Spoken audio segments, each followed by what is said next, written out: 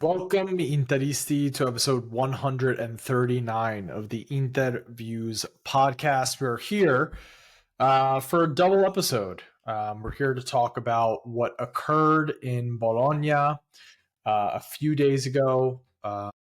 Inter losing to Bologna in the 94th minute, a goal from Riccardo Orsolini, as well as what occurred in the Champions League a few days prior, a 2-2 tie that sent Inter into the semifinals of the Champions League against Barcelona. This is the official podcast of SempreInter.com.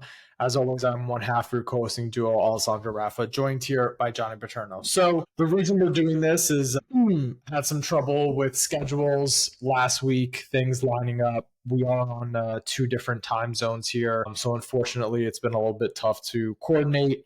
But we're here to talk. And unfortunately, it's been pretty up and down for Inter in the last couple days, just as far as the discourse is concerned. So we'll get into all of it today. Johnny, I guess we'll go ahead and start with how you're feeling now that, as far as the competitions are concerned, into the semifinals, the second leg coming up in the Coppa Italia against Milan this week, tied atop Serie A with Napoli on 72 points, I believe, and into the semifinals against Barcelona.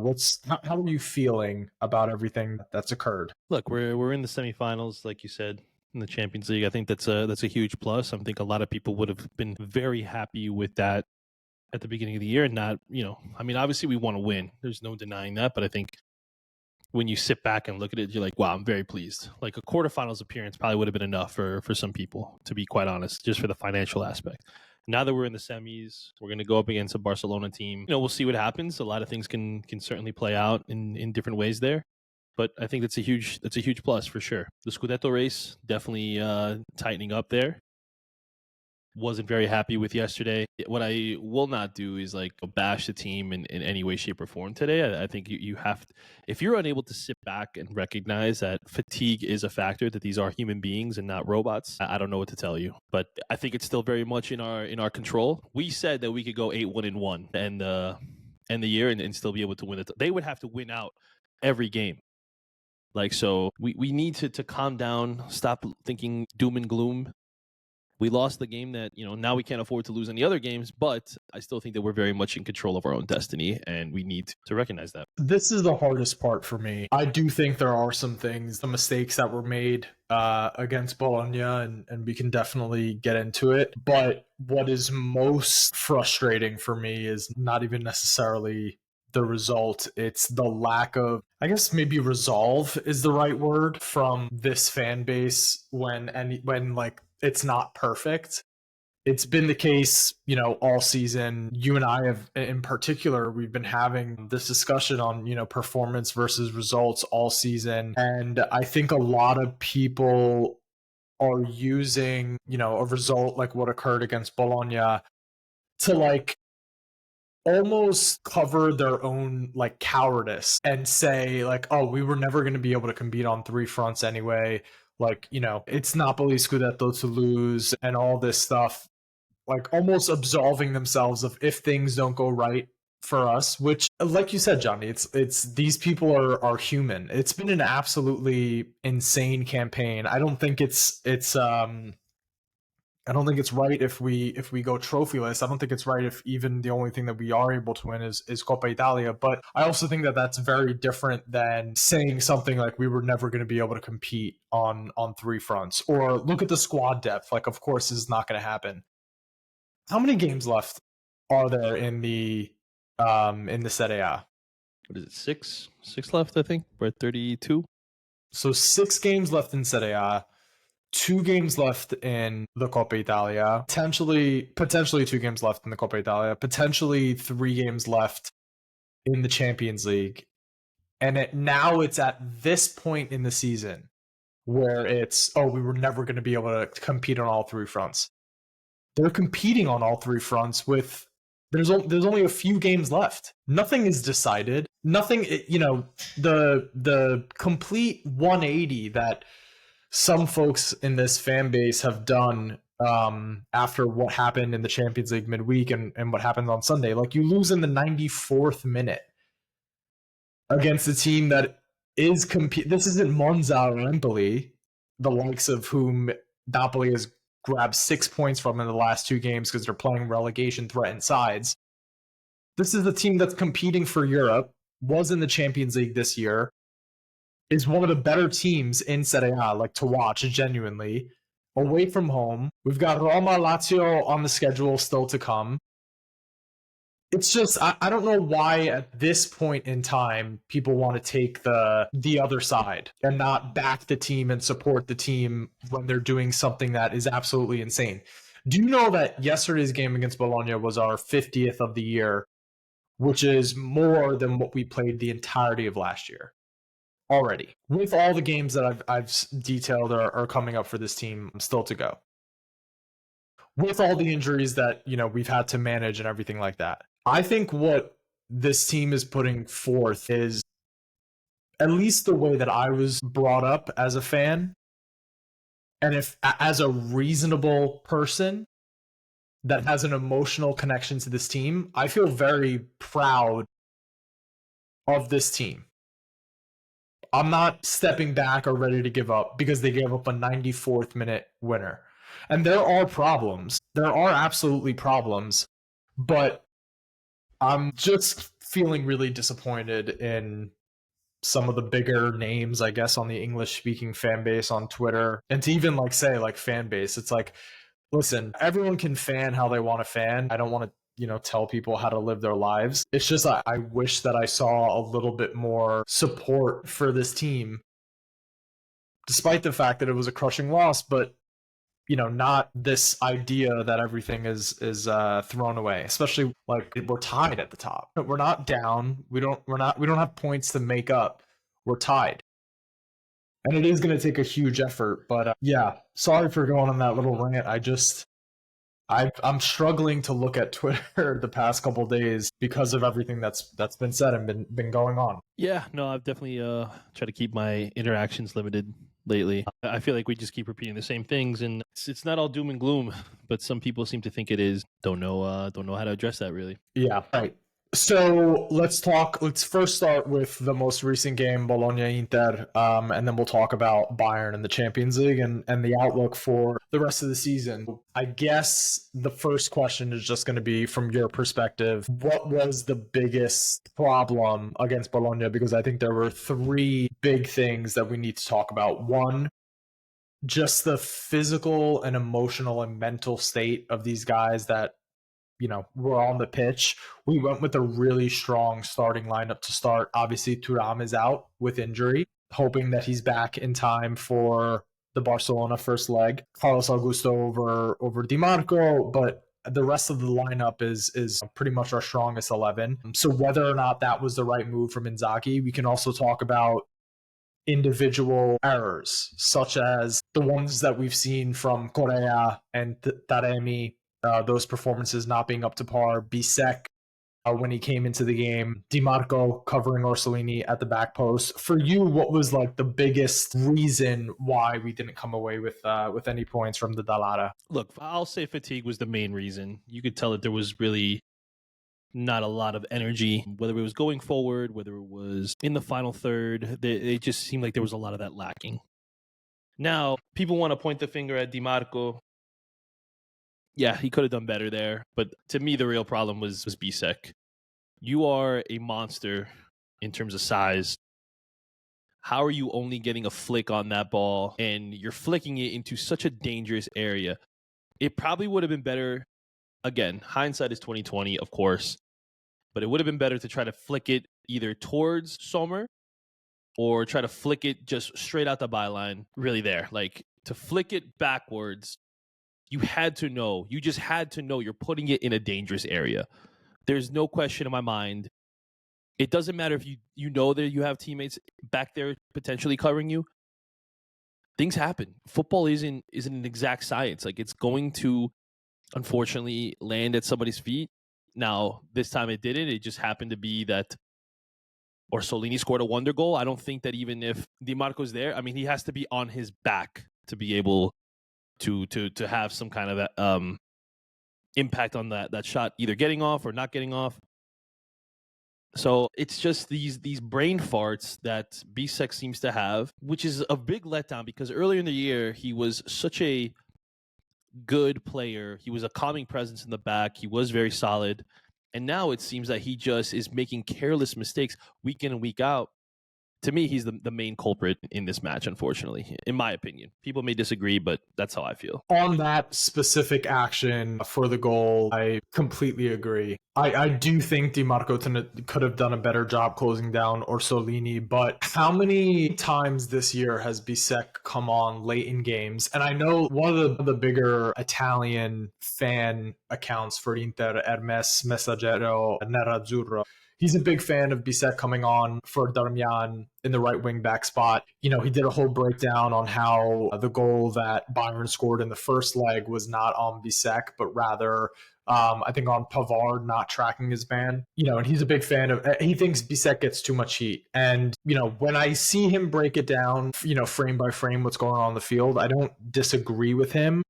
But it has to be said, like, there are a lot of dropped points that have come from Bisek not being sharp. The tools are there, the physical tools are there. But when he comes into a game late in the game, I don't think he plays it with the same intensity that he does when maybe he starts a game. It's almost like he's brought in to close it out, and he tries to bring like a calm to the game that doesn't really, it requires more of an intensity. And unfortunately, he's been caught out several times.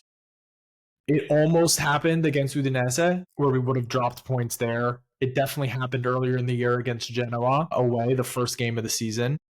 It happens here against Bologna, where after 93 minutes of heading towards picking up at least a point, you end up losing the game.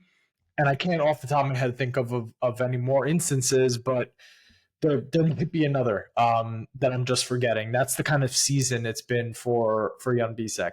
There are rumors that if Inter gets 30 million, an offer, you know, in that range, that they'd go ahead and take it. Should we be giving the kid a little bit more grace and kind of remembering, hey, he's a 23-year-old, maybe coming off the bench is not the best thing for him in those situations? Or would you see a 30 million offer and take that to the bank and run with it? Yeah, I would probably take the money and run. I think that we're not in a place where we can be patient, unfortunately. I think we do need to take money and run with it. We need to try to really mitigate what we're like, the players that we are selling, right? Like if you can get 30 million for Bisek, that means you may not have to go and sell a Barella, sell a Bastoni, sell a Lautaro, right? Like if you're able to get a bunch of these players who may not be like starter potential or have like a serious place in this Inter squad, I think that goes a long way. I would much rather sell no one from the Italian core or a Lautaro, who is the captain, and sell off smaller pieces, whether it's, you know, Bisek, Fratesi, Aslani, stuff like that. Yeah, I really like Jan Bisek as a player, what he can bring to the team. I think they, like, at the very least, Oak Tree would be open to it, even though he fits the profile of a younger player. It would be a pretty big plus valenza. So I think they consider it, but I don't know if I'd move off of him at this point. I think I still have a little part of me that wants to see him in the middle of the back three, not knowing what's going to happen with the Devray and Acerbi renewals. If it's both of them, if it's one of them, we need to invest in the back. It looks like the Luis Enrique deal is done. Obviously, we brought in Sucic. We need to invest in the forward line and the defensive line. That deal is done? The terms for Luis Enrique are done between the player and the club. Now it's just they're just defining the formula. We can talk about Luis Enrique another day. Mm-hmm. But yeah, Bisek off the bench, it's not safe. It's not comfortable. It's lacking the right intensity. It's too many brain farts. And I think he was a big reason for, you know, that goal in the 94th minute. The starting lineup. So Inzaghi chose not to do a ton of rotation, which I think he's in a lose-lose situation here, because his alternative is Arnautovic is not ready to start. He's carrying an injury. He could have started Bisek instead of Pavard, although, you know, Pavard was able to give a 90 minutes. It's not like he played super poorly. Taremi not ready to start, just coming off an injury. Fratesi, maybe you could have started him instead of Mkhitaryan and, or Barella. DiMarco, I don't think it's a bad thing that Augusto should have started. The only other alternatives are like playing Devray, which I don't think Acerbi is the reason we lost the game. Playing Aslani, if he played Aslani, I don't know. Like, is that really the alternative that people want? So he went with a full strength lineup, and they were clearly very tired.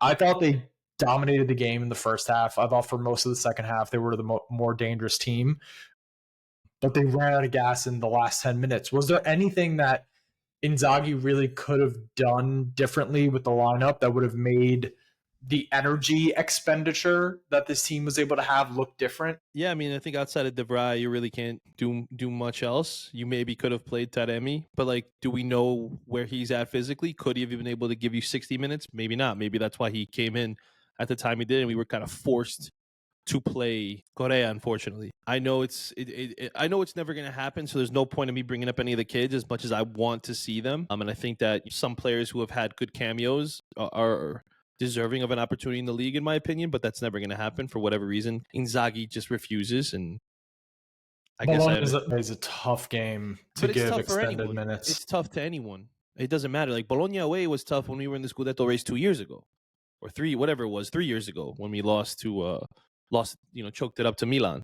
So like, if you're already fatigued, it doesn't matter who you throw out there in terms of, seniority, in terms of experience. Tired bodies are going to make mistakes. Tired people are not going to be able to play at their best and really drive anything and offer you anything to be able to get a win. So why not? I'm not saying you start a Barenbrook or you start a Del Pieri or you start whoever, like, or Topalovic, whatever it is. You don't start them, but I think that they could have given you a little bit of a spark off the bench. We see that Topalovic is able to get into the box and score goals. We see that Barenbrook is able to have those passes that break the lines and are able to maybe release people. And who knows, maybe you get lucky with Correa's pace where he is able to slip in on a ball that you just don't know.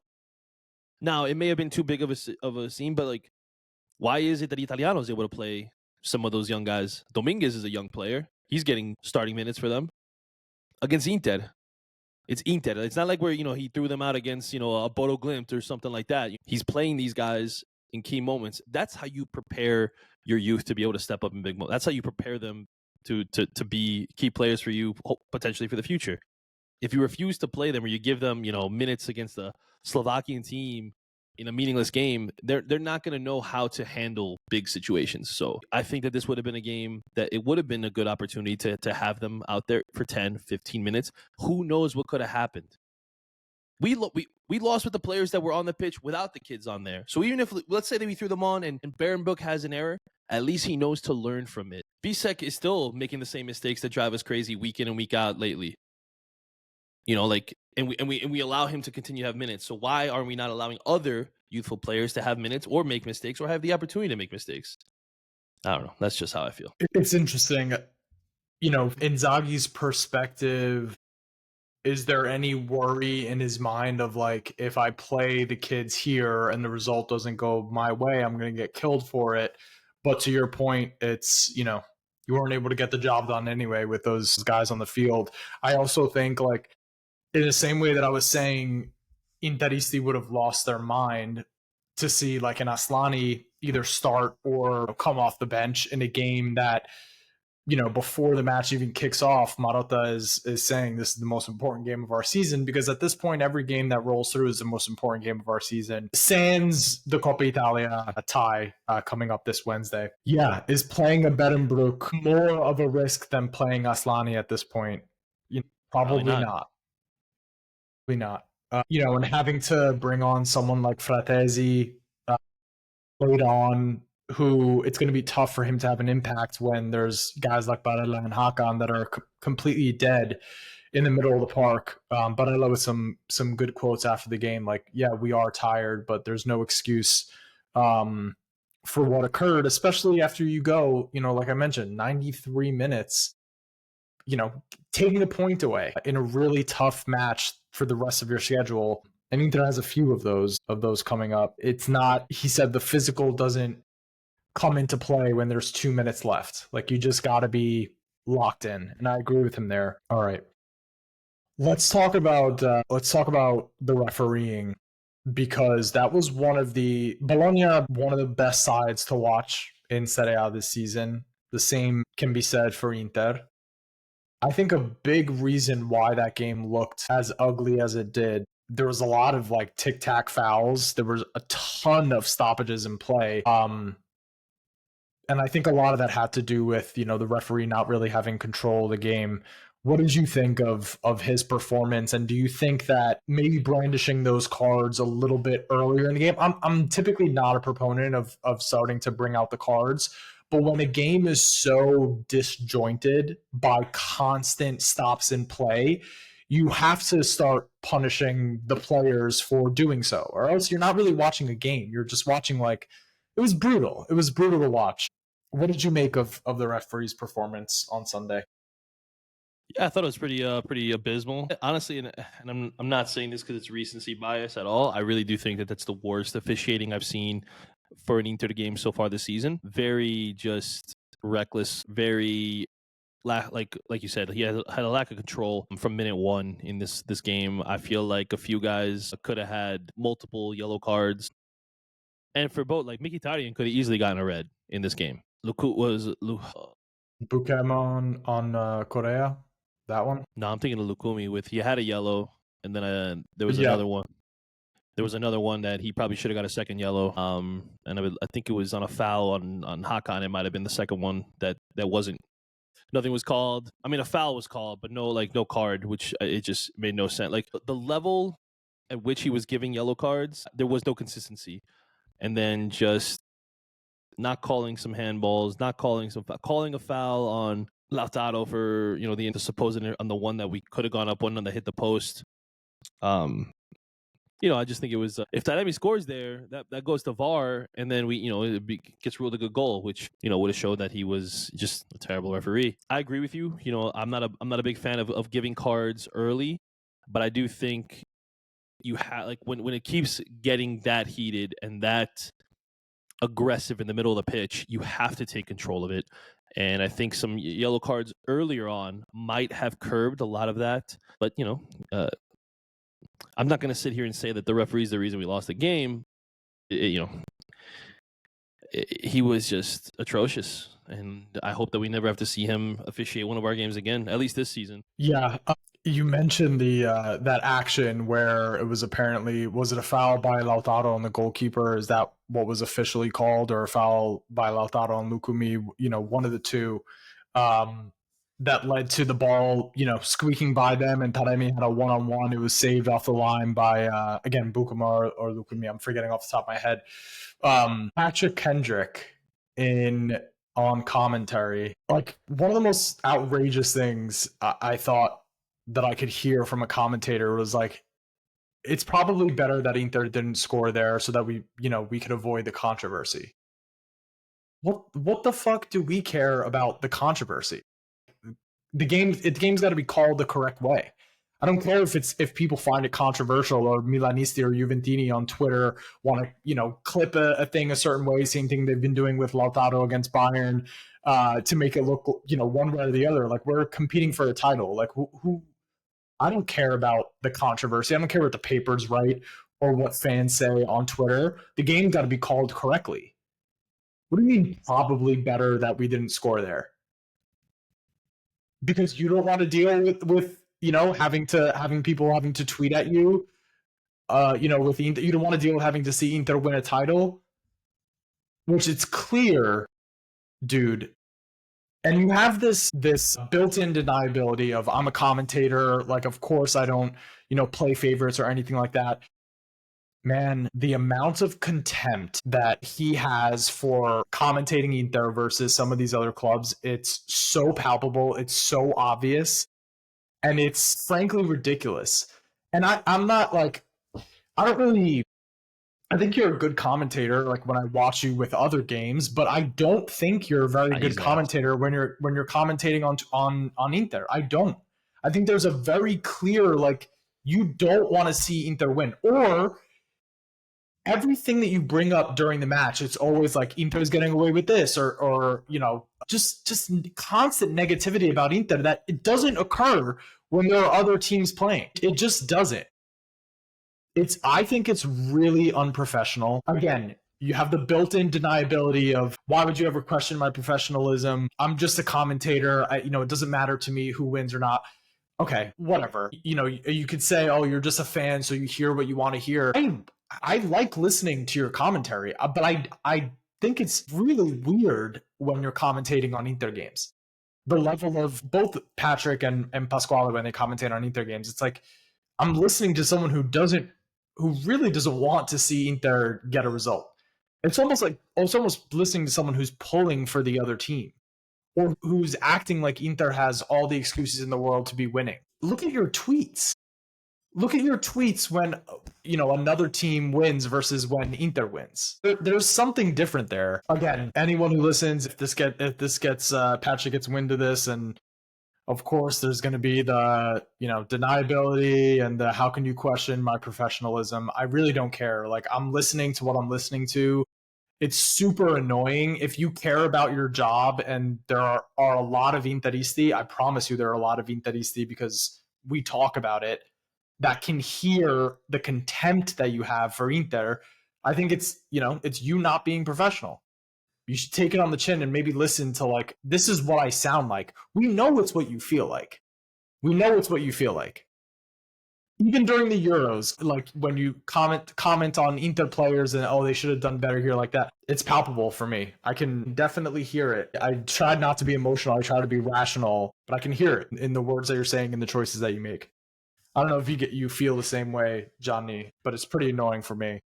No, Of course, turn off commentary, whatever it is, but it takes off. It honestly turns me off from watching the game. Honestly, when I hear that he's the one on it, his clear disdain. And listen, I get that he worked for Milan. I understand that, but then you shouldn't be put on the world feed and having Inter games. You just shouldn't be. It's ridiculous that we have to listen to this blatant bias week in and week out when he has our games, and it just kind of like what it's doing too. It's giving neutral fans who are watching the game ammunition. Like, oh, see, even the commentator sees that Inter get away with this and all this stuff. And, I see Juventini who are just on Twitter just trolling and talking all this trash and stuff. And it's like Patrick's just fueling that fire for them and giving them, these stupid takes that it just makes the game not enjoyable for me. And I wish I was aware that I could switch to the Italian feed if I wanted to when watching the game. Like, I could just have that commentary. That'd be actually like a really cool feature that Paramount could actually implement. I doubt it'll happen, but I just don't want to hear Patrick Hendrick. I don't. And I'm just sick and tired of having to hear it and hear his like snarky comments and snarky tweets. And like, dude, we get it. Like, you just don't like Inter for whatever reason. Like, just kick rocks, man. Don't want to hear it ever again. But, and the worst part is Pasquale played for Inter. And he still has these like wild takes. So yeah, he just goes along with whatever. Yeah, it's pretty gross. Yeah, I just want to read the difference in tweets from like last week between what he said about Inter versus what he said about Napoli. Hold on one sec, sorry. Scrolling down here. All right, so Inter beats Cagliari 3-1, and it's Inter can't afford to switch off like this against Bayern on Wednesday. But for now, job done and pressure on Napoli on Monday. Like, okay, I mean, we did win 3-1. Again, there was no doubt about what's going on. Like, you win by 2, but, apparently we can't afford to switch off like this. Like, that's the way you talk about the league leader getting a big win ahead of Napoli. Sure. And then after Napoli beats Empoli, a relegation threat inside. At least Cagliari is like, clear of relegation. It's Napoli were excellent tonight. Lukaku with 12 goals and 10 assists. McTominay looking razor sharp. And a clean sheet. Remember those? Monzo away next. Like, I don't know. Like, it's... Was that really... Napoli against Empoli really that much different against versus Inter versus Cagliari? Whatever. I'm sorry. I'm just calling it like I see it. Let's spend too much time on this. About this guy. All right. Anything that you want to say for Joaquin Correa? At this point, is it like not even his fault? Like he the fact that he's available is the mistake here, and that should be on Beppe? Or is there anything for a player who like plays with not an ounce of pride, not an ounce of steel or metal or desire. You're out of contract. I think the only club that would be interested in signing you is Estudiantes. So like your European career is going to be over. Yeah, and anything to say about Joaquin Correa's 60 something minutes on the pitch on Sunday? Honestly, no. Just a typical Correa performance. Fluffing shots, turning over the ball, not being able to dribble past his man. Very predictable. Uh, yeah, I'm over it. Yeah, it is what it is with him at this point. Like, I don't expect anything.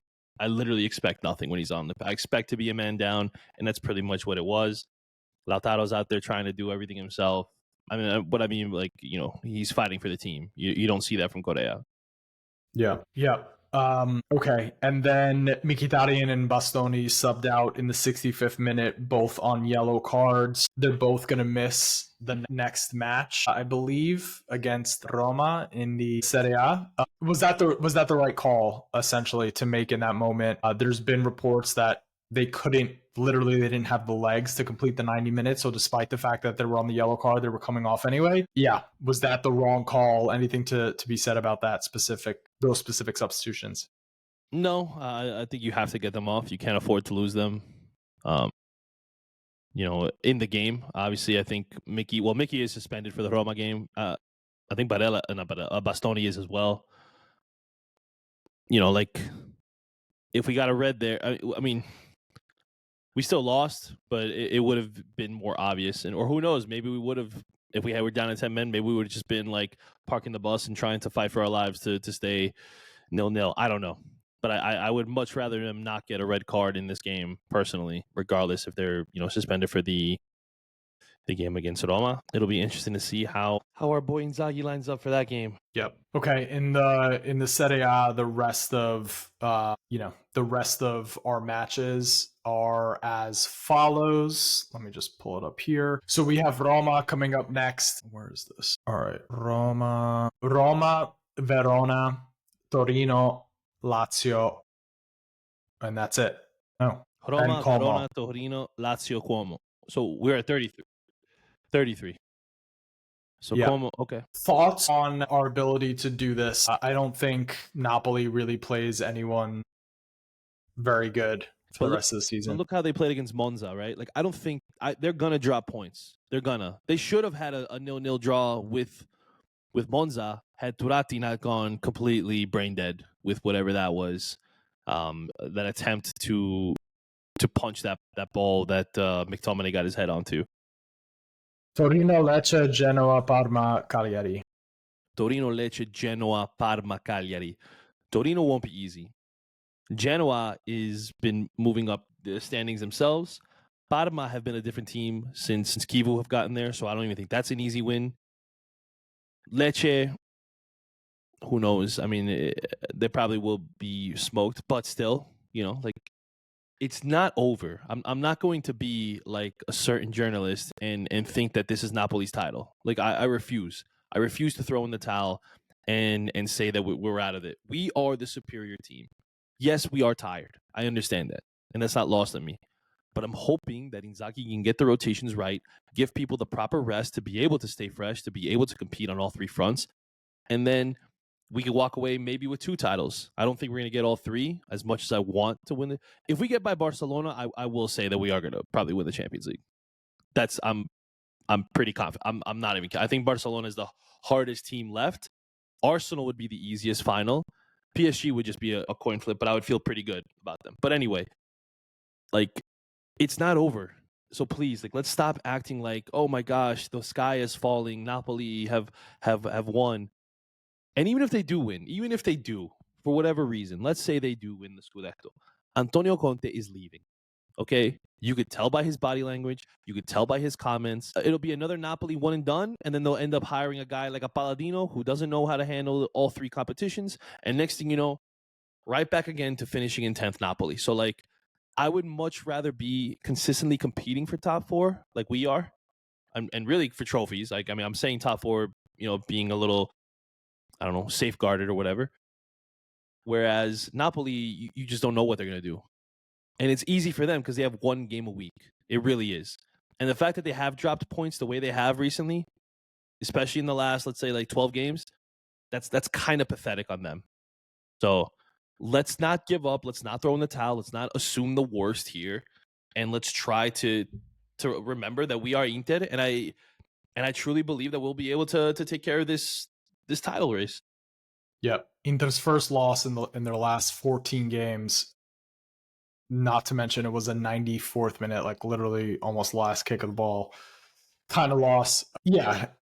I mean, if you're out, if you don't think Inter's going to win anything, if they fucked up this, their season by, I guess, not focusing on all competitions and not prioritizing some. I mean, then just don't watch for the rest of the year. Like, no one needs your tweets about how you knew it the whole time that Inter didn't have what it takes, and most importantly, don't celebrate if they do pull it off. Don't.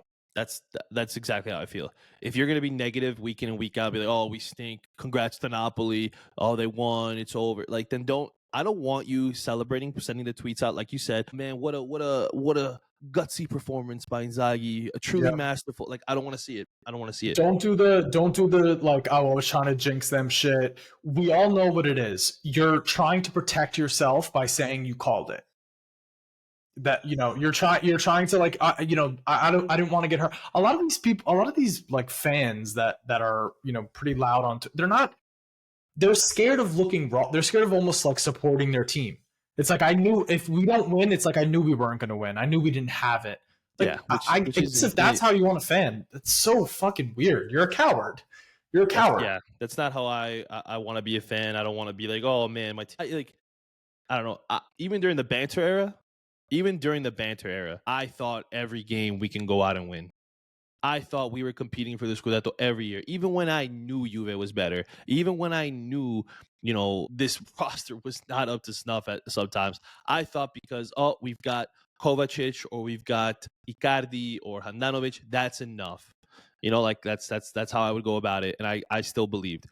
If you're not going to believe in this team and not believe that we have what it takes to see this through, then honestly, maybe you're better off being a Bologna fan or a Genoa fan and just supporting a team that you have no expectations. You don't have to worry about trophies. You don't have to worry about anything. You kind of know where you are in the table year in and year out. And you just, you have that existence, and that's it. If that's how you're going to act about it. Yep. 100%. Like, you're like, if you support a team that's in run-ins to win things that are important, like, there's gonna inevitably be like disappointment at some point. But to not support during the final stretch of this season just so you can get out your "I told you so" tweets, like, you suck, and you shouldn't celebrate. You just shouldn't. It apparently means more to the people who are willing to say, like, okay, we lost that one, like, we're moving forward. I still believe. I don't know. For me, those people that deserve more, but whatever. You guys fan how you want to fan. All right. All the questions about this Cagliari game we got to, so we'll move on to Inter Bayern. So Inter's through to the semifinals of the Champions League. That was an incredible game, a really incredible game. I feel bad. I don't think, like, the real football fans, I believe, were tuning in to Inter versus Bayern, which was a much tighter tie between the two clubs that are respectively in first place in their leagues, as opposed to Arsenal Real Madrid, which is, again, like, a big fixture. Anytime that Real Madrid is playing, it's a huge fixture. That one was pretty much decided. I think the remontada stuff was a little overblown. And B, like, both of those teams are respectively, second in their leagues, with Arsenal having no shot of overcoming Liverpool and Real Madrid falling behind by the day.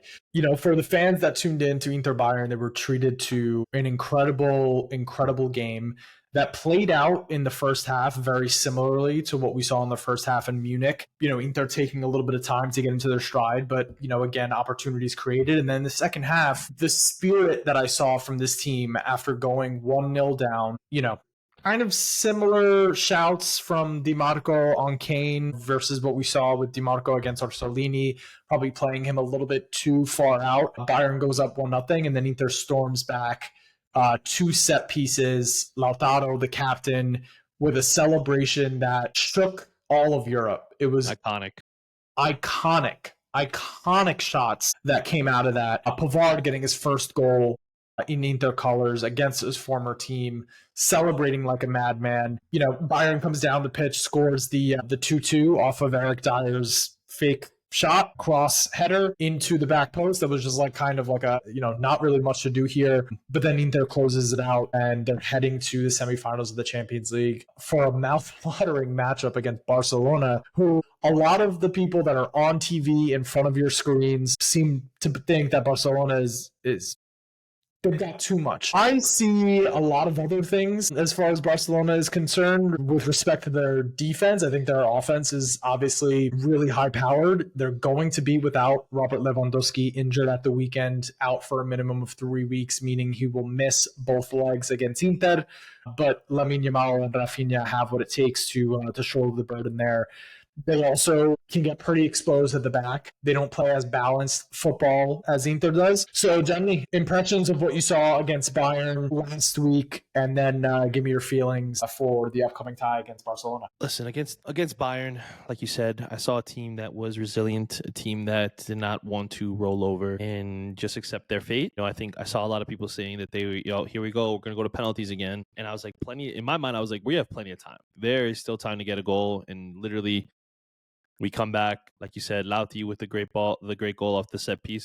The fact that he had that much time in the box was kind of crazy to me. You know what? It worked out for us. Benji Pavard with his amazing goal, and you saw the emotion. Clearly, there's no love lost for him with Bayern. Like I thought he wasn't going to celebrate. He was more than excited to celebrate, which I loved to see that reaction. And obviously, it's been a year and a half, almost 2 years, really, that he hadn't scored at all. I mean, granted, he is a defender. I didn't expect him to be banging in goals, but you thought he would chip in here and there, kind of like how Bastoni and De Vrij do. So, but to score in that moment the way he did, amazing. And I thought that we did a really good job absorbing pressure after they did equalize yet again to kind of keep it at 2-2 for us in the game and inevitably be able to move on. And now we got that juicy matchup now with Barcelona. I think that if we have... This is the kind of game, or games, I should say, where you want to see Bastoni and Carlos Augusto on the left side. As much as I do like Di Marco, and I do know what he's able to provide going forward, we do know his limitations in defense and how that could be almost like an Achilles heel for us, where teams, I think, will try to, especially when you have a player of the talent level, Lamine Yamal, where you can just literally attack that whole left side if they wanted to. Even though Bastoni has improved leaps and bounds this season in terms of a defender, Di Marco's not there. And I think that could be exposed if they decide to start Di Marco. I think he'd be great as a super sub when he's going up against tired legs and he's fresh and he's able to whip those crosses in. Maybe that's going to be the recipe for success in this tie. But I think it's really going to come down to, can we negate Lamine Yamal? Obviously, not having Lewandowski is going to be huge for us. Now, does that mean they slot Rafinha into the middle and they put somebody else out wide? I don't know. I really don't know what their game plan is going to be. I don't care for Barcelona, so it's not like I'm really paying attention to their matchups. But we've also seen how our midfield has dominated theirs too in years. I know that was 2 years ago now in the Champions League. However, those players are still there for us. Their players are still there as well. And I think that we'll be able to dictate the tempo the way we want if we play a little bit more as the protagonist instead of the antagonist, really. If we're able to really just push things to Barcelona, I think that's when they'll be exposed. Now, that doesn't mean that we are overly pressing, but I think that if we, when we allow them to make runs forward, kind of how we did at the new camp 2 years ago, where we were able to hit them with counters on the wings, push the ball forward, get numbers in our favors. And I do think that their center backs are prone to some defensive errors. I feel pretty good about it overall. It's really just going to come down to, are we able to limit the chances and the damage that Lamine Yamal can do? And if we are, I see no issue with us being able to move forward. Yeah, I think that's a fair assessment. I think what it comes down for me, this conversation between Augusto versus Di Marco, is we're going to be comfortable giving them the ball for the majority of the time. I also think that's how Inzaghi probably envisions us being able to hurt them, is let's get as many of them in our half of the field and then hit them on the break, because we've seen them get exposed on the counterattack. Same way that we've seen Inter get exposed on the counterattack, but that's exactly why I don't think Inzaghi is going to want 11 players in their half of the pitch, 10 players in their half of the pitch, and then give them the opportunity to counterattack, because that's what they'll be good at. So if the majority of the tie is going to be spent with Barcelona having the ball, then I feel like the majority of the tie should be spent with Augusto and Bastoni back there, as opposed to Di Marco and Bastoni. You know that they're going to want to funnel the ball out to Yamal. And if you can stifle that and force them to find other solutions, gotta get Dumfries back as well for this tie. And it looks Yeah. like that will be the case. But if we can take out what they're going to be seeking with Augusto and Bastoni, I think that that's going to be the way to go. I feel pretty good about this tie. I think when a lot of casuals watch football, they see things like Barcelona tearing up Las Palmas 4-0 at the weekend, and then thinking like, oh, they're gonna, or tearing up Dortmund 4-0 in the first leg. It's like those teams don't play the way that Inter does. And anyone that says like, oh, they're going to go super Italian defensive, it's like that's not really how football works. Like, we aren't those other teams that leave themselves exposed in the back because they don't. That's the only way they know how to play. It's like we have the ability to create a compact game and attack on the break, and also our build up play is not like, I don't think is less impressive than what Barcelona puts together either. They play very differently. They have to go up against sides that play them very differently, and I don't think Barcelona has come up against a side like Inter, as far as the game plan that's going to be put into practice when we do meet them in the Champions League. So I'm really looking forward to the tie. I feel pretty good about it. And I think the other thing that I wanted to talk to you about today was also what you've mentioned earlier in the season, that you would rather bring home number 21 as opposed to number 4. Is that still the case for you? I've been pretty consistent all year that I'd rather bring home the Champions League than the Scudetto. I thought winning number 20 last year was big enough for me. Like I want number 4 now, especially given all the discourse about Inter, in Europe the last several years. I value the Champions League at a greater level this year. We haven't won it in a long time. I want to win it. I want to shut up all the doubters and complete this project of what we've built. Also, from a monetary standpoint, the Champions League is worth way more than the Scudetto. So that's where I am. Have you changed your thoughts on this season at all now that we head into the stretch run here? Look, I hope people understand that the reason I don't want to lose the Scudetto is solely based on interactions with people on Twitter. Like, I just don't want a Napoli fan celebrating anything. I'm not a fan of their, like, they are actually up there in terms of my dislike of a team with Juve and Milan. And it has nothing, like, I don't even have really like bad interactions with most Juve fans or even Milanisti. It's just the Napoli fans. Like, if you know anything about American sports, they are essentially New York Jets fans. They just I'm a run their Jet mouth. fan. Well, and look at that, you run your mouth too. So this is making sense. They run their mouths and they don't have anything to back it up. Like, who are you? You are nobody. You are irrelevant. Your club is irrelevant. It's frustrating when you think you're on that level. Your level is Roma. You want to beef with somebody? Go talk to Roma fans. Go talk to Genoa fans who actually have more titles than you do. Like, you're not in the upper echelon as much as you want to be. So my reason for wanting the first title is because it stops them from having. If Atalanta were going to leapfrog us, I probably wouldn't care. I would want the Champions League. And yes, I would agree with you, Alessandro, on the monetary thing for the Champions League. And now that we are in the semis and it's like so close, and we were kind of playing with house money 2 years ago when we made it to the finals. Now it's like, I really believe if we beat Barcelona, we are winning the Champions League.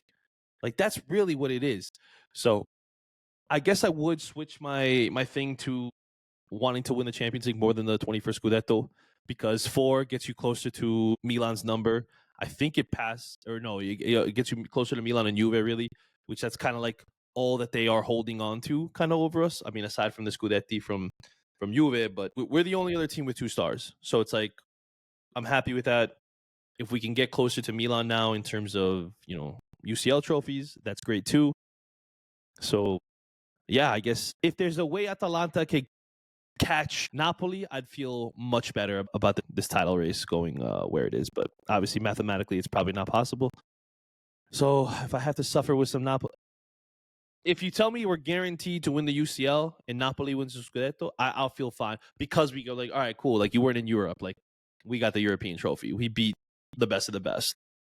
We gifted you this one, so Conte, could leave, and now you go back to irrelevancy. Yeah, winning 4 would put us past Manchester United, tied with Ajax, and 1 behind Barcelona, 2 behind Bayern and Liverpool.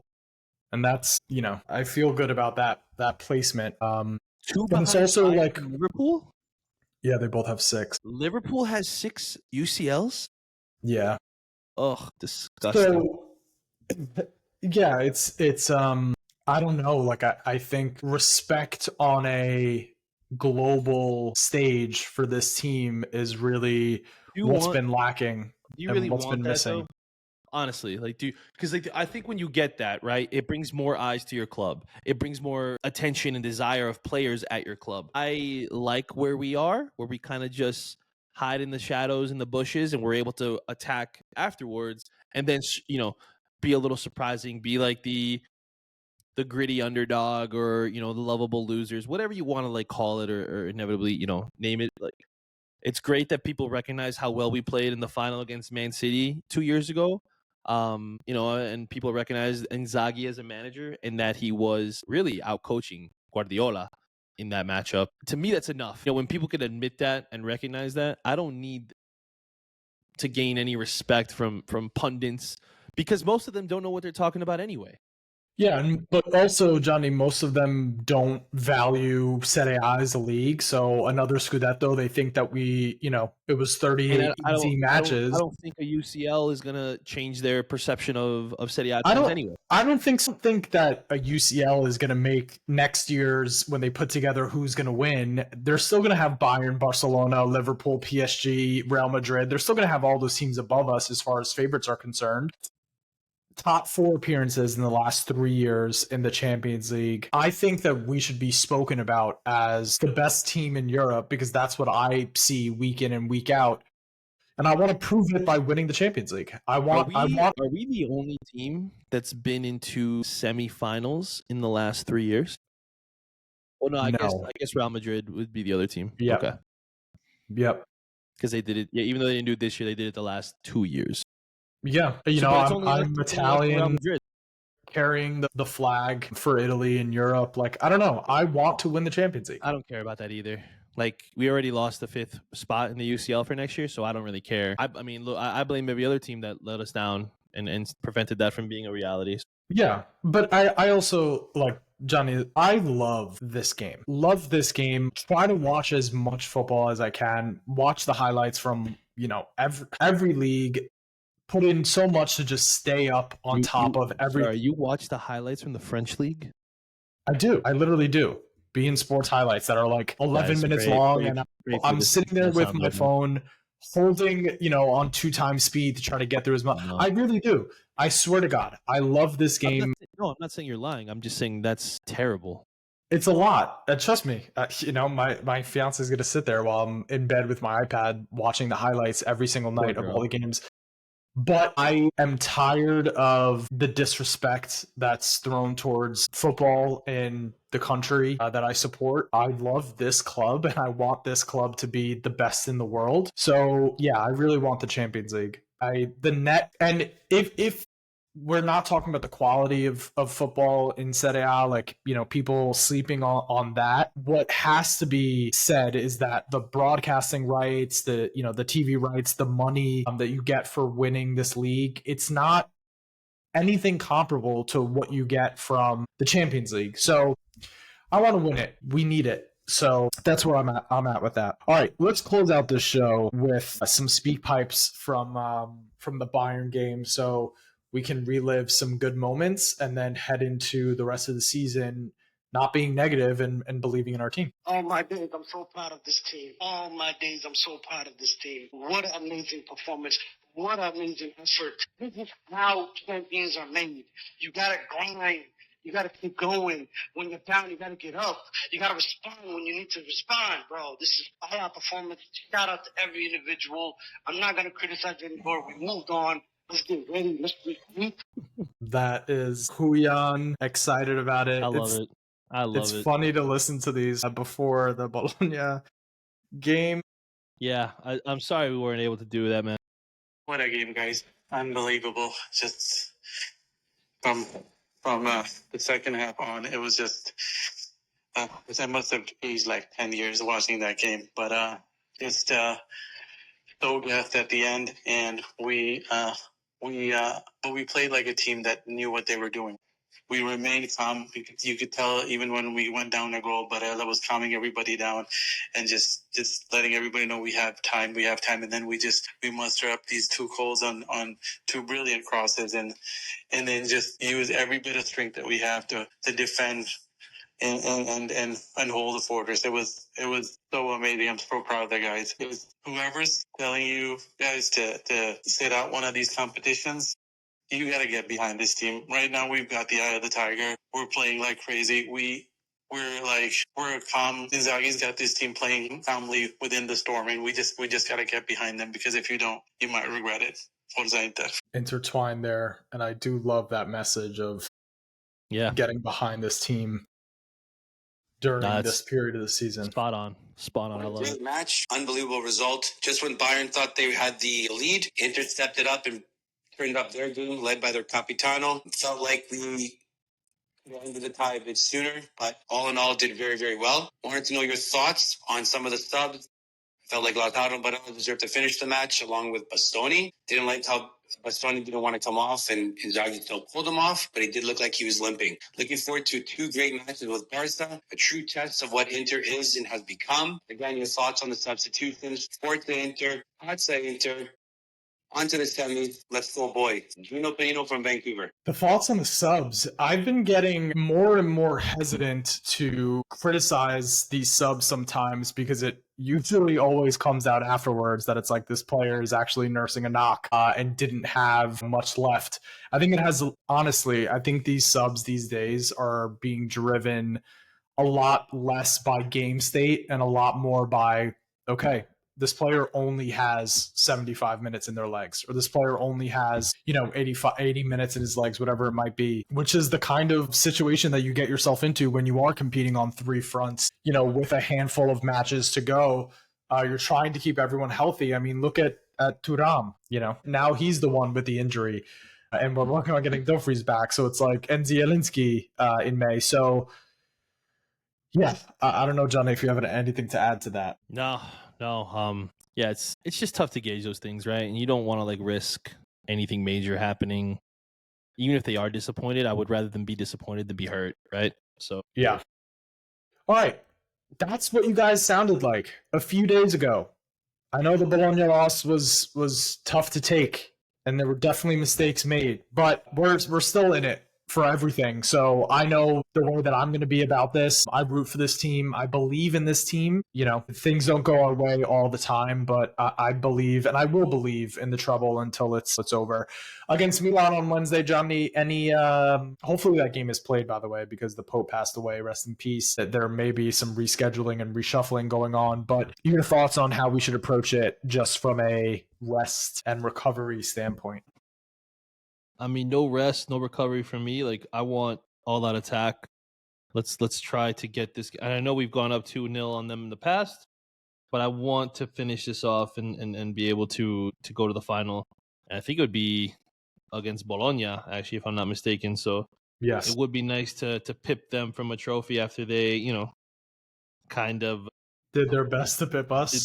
Yeah, exactly. Right. So let's hope for, a team that looks motivated the way they did against Bayern, because I really do believe that there is a possibility there that we're able to to get to the to the final and hopefully do some damage there. Yeah. The way that I feel about the Coppa Italia, because I value it the least, is that I'm comfortable with.